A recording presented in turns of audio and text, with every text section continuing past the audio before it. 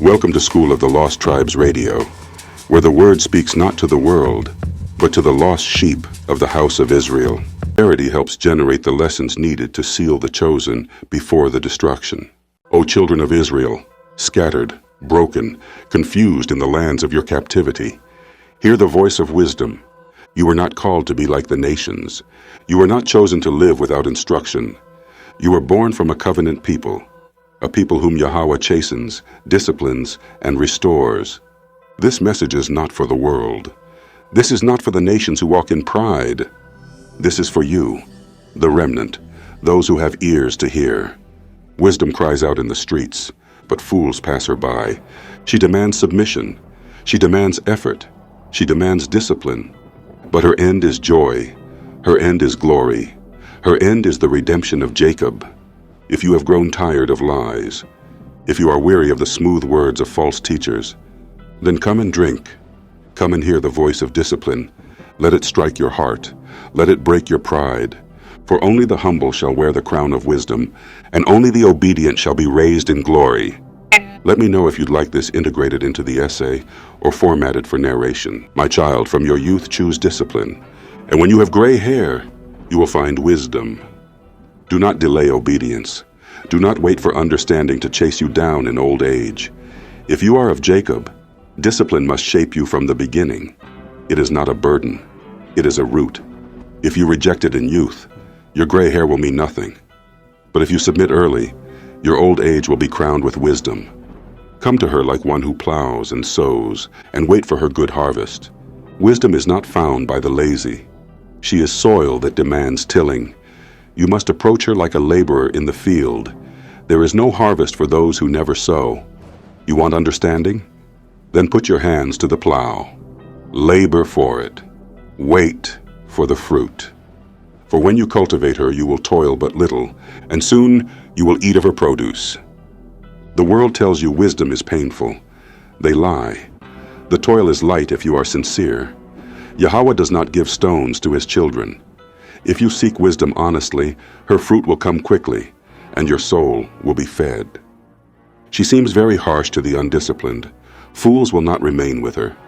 This is why so many walk away. Fools want pleasure, not truth. They love to talk, but hate correction. To the undisciplined, wisdom feels like a blade, but to the faithful, it is life. She will be like a heavy stone to test them, and they will not delay in casting her aside. Wisdom reveals the heart. When she presses down, the fake collapse. She will test your spirit, your pride, your hidden intentions, and the moment fools feel the weight, they cast her off. Israel, do not be like them. For wisdom is like her name. She is not readily perceived by many. She does not shout in the street for just anyone. She is hidden from those who love ease. She is not decorated like the world's idols. Her beauty is concealed, and only the faithful will uncover her. Listen, my child, and accept my judgment. Do not reject my counsel. You must be corrected. You must be guided. This is Yahawah's voice speaking through his servants. Listen, and do not be stubborn.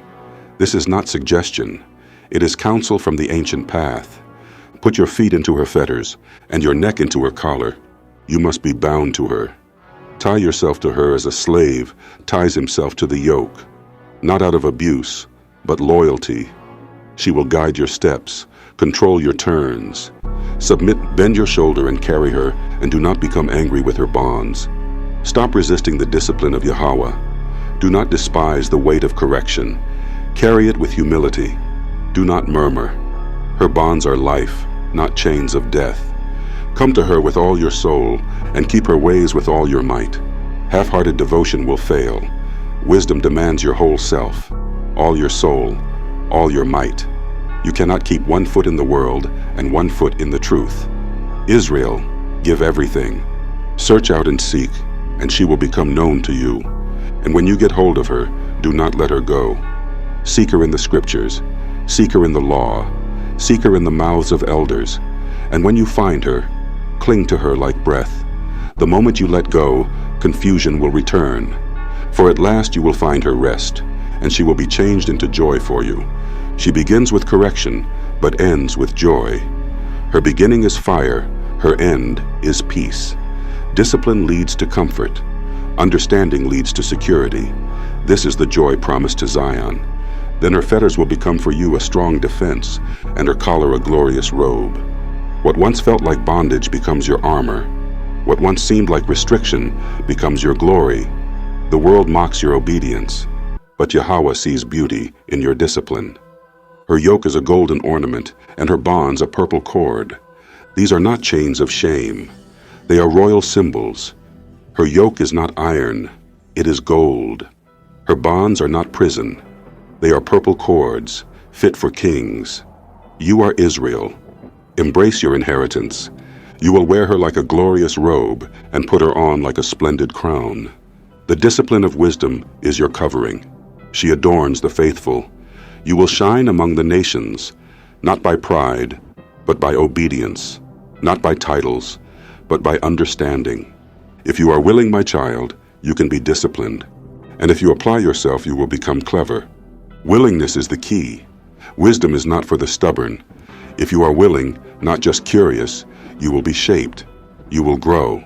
But you must apply yourself. If you love to listen, you will accept discipline. And if you pay attention, you will become wise. Listening is love. Love for Yahawah. Love for the truth. If you truly listen, not argue, not resist, you will gain. But it requires attention. Discipline is not automatic. Stand in the company of the elders. Who is wise?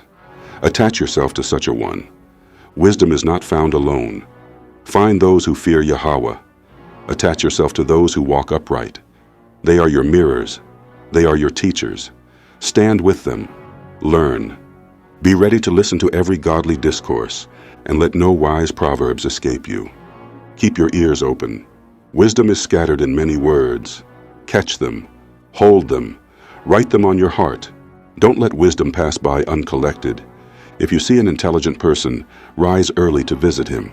Let your foot wear out his doorstep. Pursue the wise. Be relentless. Wear down the path to their house. Show Yahawah your hunger by how far you're willing to walk. Do not sleep when understanding is near. Reflect on the statutes of Yahawah and meditate at all times on his commandments. This is the center, his law, his statutes, his judgments, day and night. Meditate. Reflect. This is how you are kept from sin. This is how wisdom grows. It is he who will give insight to your mind, and your desire for wisdom will be granted. Not man, not church, not feelings. Yahawah gives insight. If you hunger for his wisdom, he will grant it. But only to Israel, only to those in covenant, only to the obedient. Wise leadership and humble hearts, my instructions to the chosen. 1. Why wise leadership matters. A wise magistrate will educate his people, and the rule of an understanding man will be well ordered. If your leaders are wise, you will thrive. If they are ignorant, you suffer. Leadership isn't about showing off. It's about teaching and maintaining order according to my law. Like the magistrate of the people, so are his officials. And like the ruler of the city, so are all its inhabitants. Leaders shape the people. A corrupt leader leads to corrupt followers. A righteous leader builds up the people. Check your surroundings and check your leadership. An undisciplined king will ruin his people, but a city will grow through the understanding of its rulers. If rulers lack control and wisdom, everything falls apart. But when leaders understand and apply my law, your community will grow strong. 2. Recognize who holds real power. The government of the earth is in the hands of the Lord, and over it he will raise up the right man for the time. Don't be fooled by what you see. I run this. Every ruler serves my plan, even the ones you think are evil. I raise up leaders to test, to refine, and to fulfill prophecy. The success of a man is in the hands of the Lord, and he confers his honor upon the person of the scribe. Your success comes from me, not from status, money, or fame. If you teach my law and walk humbly, I will honor you. 3. Beware of pride. It destroys everything. Do not be angry with your neighbor for any injury, and do not attempt anything by acts of insolence. Don't hold grudges. Don't act in prideful anger. It only brings more pain. Arrogance is hateful before the Lord and before men, and injustice is outrageous to both. I hate arrogance. People hate it too. And when pride joins injustice, it becomes unbearable. Sovereignty passes from nation to nation on account of injustice and insolence and wealth. When nations become greedy and arrogant, I snatch power from them and hand it to another. How can he who is dust and ashes be proud? For even in life, his bowels decay. You're made from dirt, and even while alive, your body is falling apart. So what are you proud about?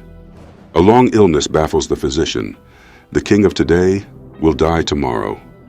Even kings can't escape death. Your position doesn't make you eternal.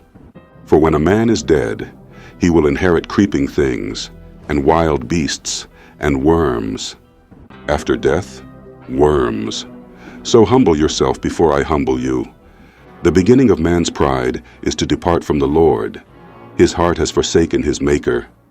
When pride starts, your relationship with me ends. That's the root of sin. The beginning of pride is sin, and the man who clings to it pours out abominations. Therefore the Lord brought upon them extraordinary afflictions, and destroyed them utterly. Pride opens the floodgates to evil, so I send hard judgments to destroy it at the root. The Lord has cast down the thrones of rulers, and has seated the lowly in their place. I lift the humble and drop the proud. I always have, and I always will. The Lord has plucked up the roots of the nations, and has planted the humble in their place. I replant the earth with the humble, the prideful nations. I rip them out like weeds. The Lord has overthrown the lands of the nations, and has destroyed them to the foundations of the earth. I don't just shake nations, I erase them. Their pride becomes their tombstone. He has removed some of them, and destroyed them, and has extinguished the memory of them from the earth. Some nations don't even get remembered. I remove them so completely that history forgets they existed.